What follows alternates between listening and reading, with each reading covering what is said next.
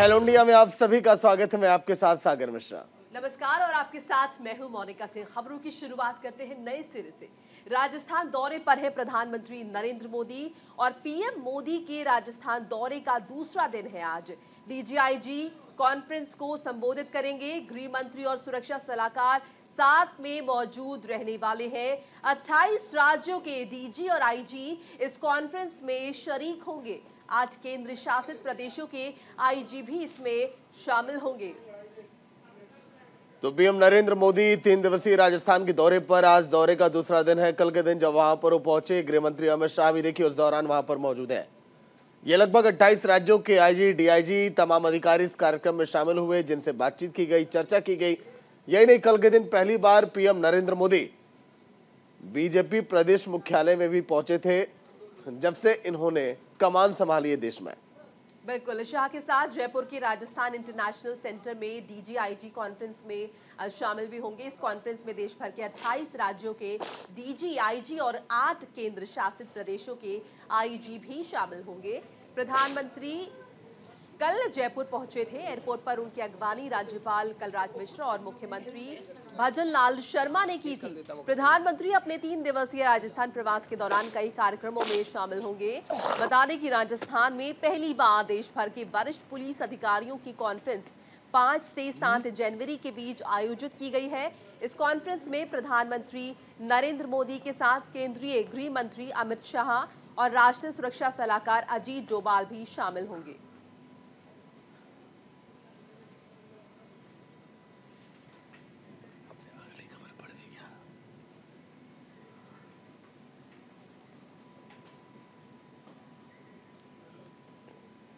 वही पीएम नरेंद्र मोदी जयपुर पहुंचने के बाद सबसे पहले पार्टी मुख्यालय में पहुंचे और बीजेपी के नए विधायकों और पदाधिकारियों के साथ उन्होंने मुलाकात की।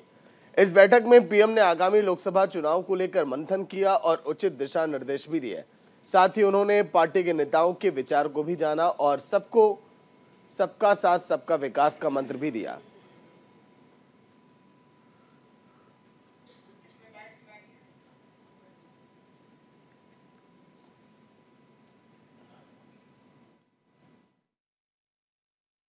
जिनको कहा है जो विकसित भारत की जो संकल्प यात्रा चल रही है, उसके अंदर आम जन को कितना कितना बेनिफिट मिला, सच्चाई में मिला या नहीं मिला। हमने इस चीज को कहा है, जो हमारे झोंपे में लोग रहते थे वो आज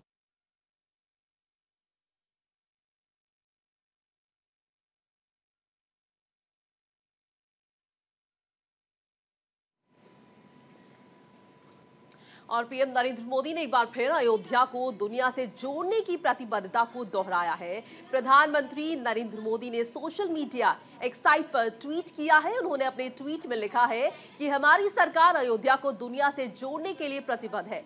इसी सिलसिले में यहाँ के हवाई अड्डे को अंतर्राष्ट्रीय हवाई अड्डा घोषित करने और इसका नाम महर्षि वाल्मीकि अंतर्राष्ट्रीय हवाई अड्डा रखने के प्रस्ताव को मंजूरी दे दी गई है। तो प्रभु श्री राम की पावन नगरी अयोध्या को दुनिया भर से जोड़ने के लिए सरकार कृत संकल्प है। इसी कड़ी में यहाँ के एयरपोर्ट को इंटरनेशनल एयरपोर्ट घोषित करने के साथ ही इसका नाम महर्षि वाल्मीकि अंतर्राष्ट्रीय हवाई अड्डा अयोध्या धाम रखने के प्रस्ताव को मंजूरी अब दे दी गई।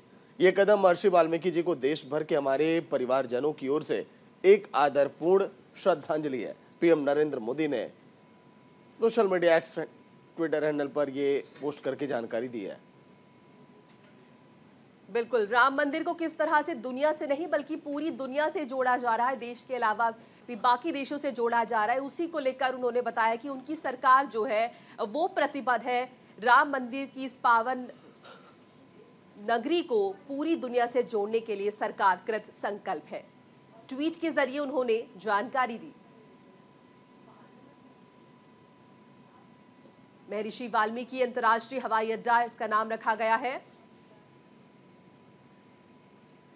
एक और बड़ी खबर हरियाणा के दौरे पर बीजेपी अध्यक्ष जेपी नड्डा है, जहां पंचकुला में कार्यकर्ताओं से वो बातचीत करेंगे।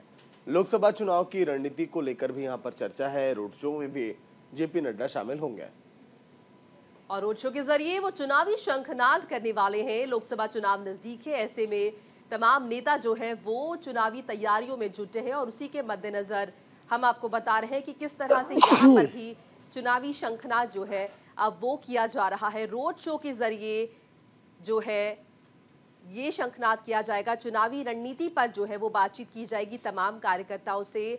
बीजेपी अध्यक्ष हरियाणा दौरे पर हैं और पंचकुला में वो रोड शो को संबोधित करेंगे। तमाम कार्यकर्ता जुटेंगे, यहाँ पर बीजेपी के नेता जुटेंगे, उनसे बातचीत होगी, रणनीति को लेकर चर्चा होगी आने वाले लोकसभा चुनाव के मद्देनजर।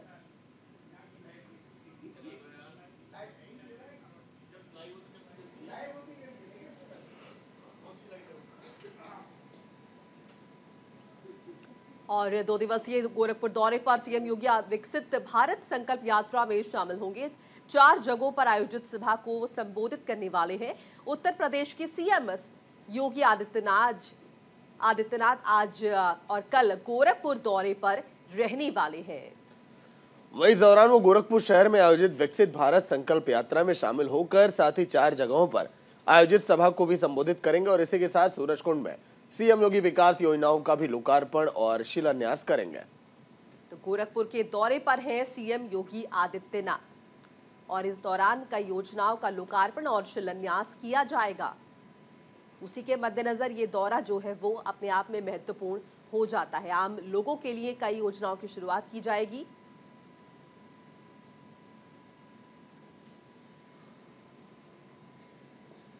ये विकास योजनाएं होंगी और इस दौरान सभा को भी संबोधित करेंगे सीएम योगी आदित्यनाथ।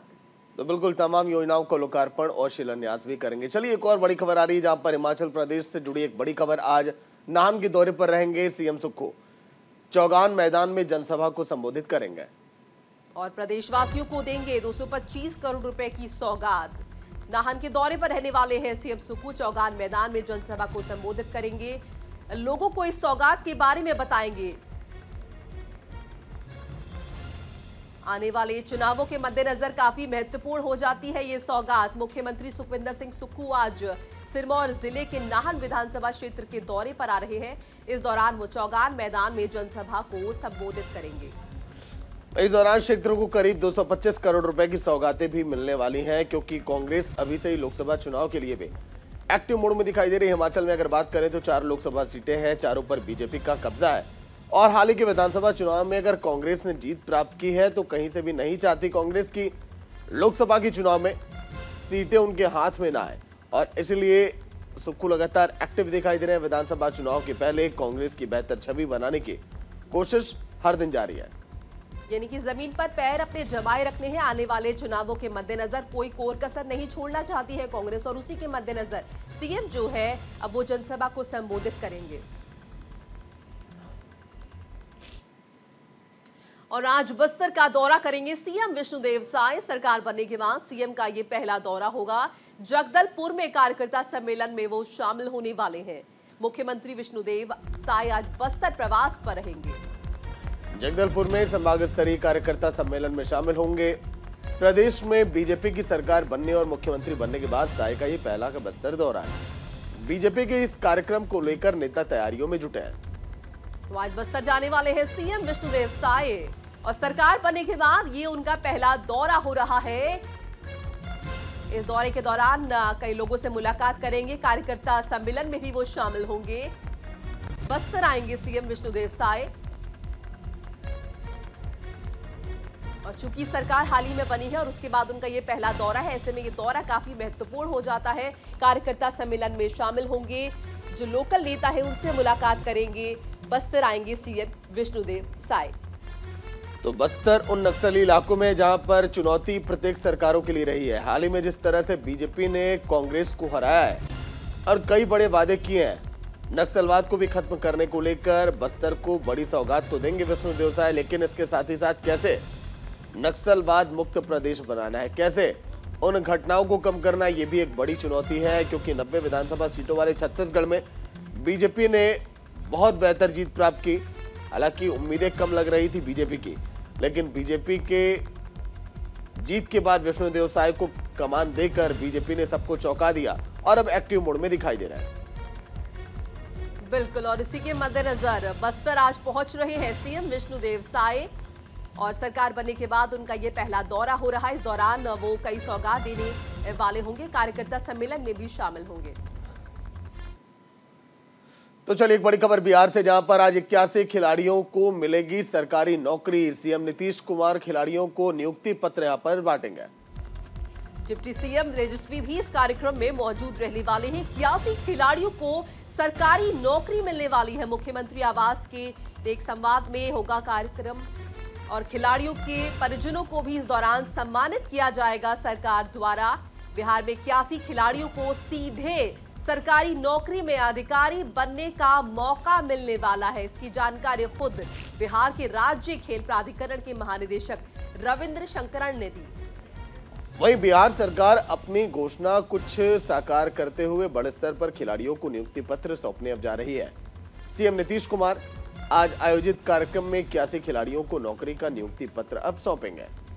और नियुक्ति पत्र बांटने की यह कार्यक्रम पटना के मुख्यमंत्री आवास के नेक संवाद में होगा। इस कार्यक्रम में डिप्टी सीएम तेजस्वी यादव समेत अन्य लोग भी मौजूद रहेंगे। खेल प्राधिकरण के डीजी रविंद्र शंकरन के अनुसार खिलाड़ियों के परिजनों को भी सरकार इस दौरान सम्मानित करेगी।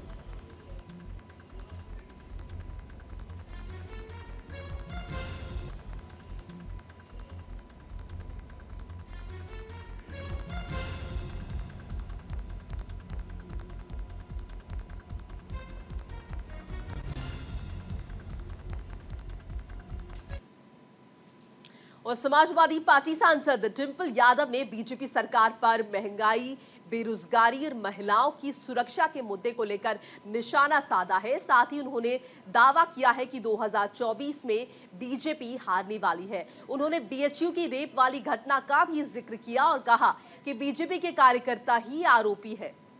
वहीं इस दौरान राम मंदिर का जिक्र करते हुए कहा कि भगवान राम सबके हैं, उन्हें निमंत्रण नहीं मिला। प्राण प्रतिष्ठा के बाद वो अयोध्या जाएंगी। सपा सांसद ने ईवीएम पर भी गंभीर सवाल उठाए हैं और कहा कि सब जगह बैलेट पेपर से चुनाव हो रहे हैं, यहां भी ईवीएम की जगह बैलेट पेपर से चुनाव हो। महिलाओं की सुरक्षा का मुद्दा भी इस दौरान उन्होंने उठाया।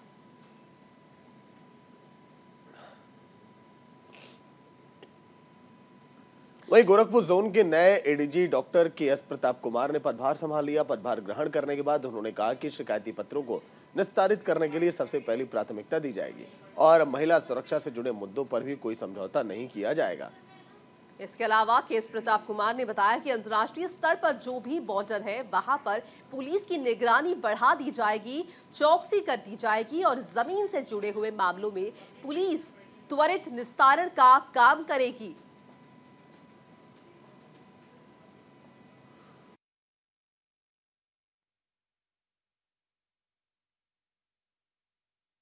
गोरखपुर पुलिस जोन का प्राथमिकताओं में माफियाओं के खिलाफ कार्रवाई,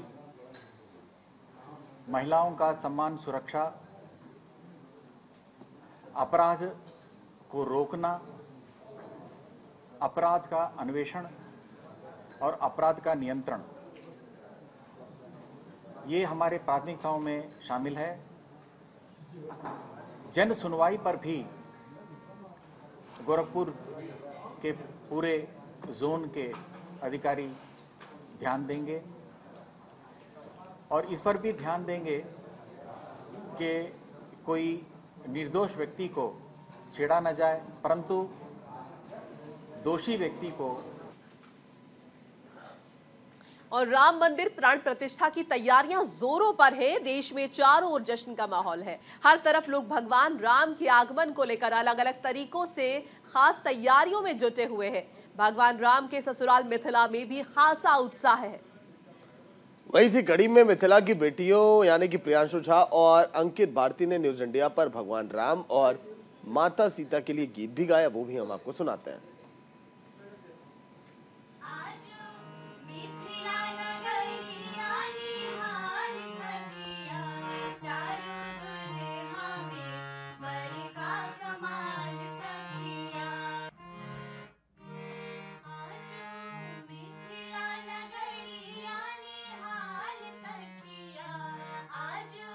मिथिला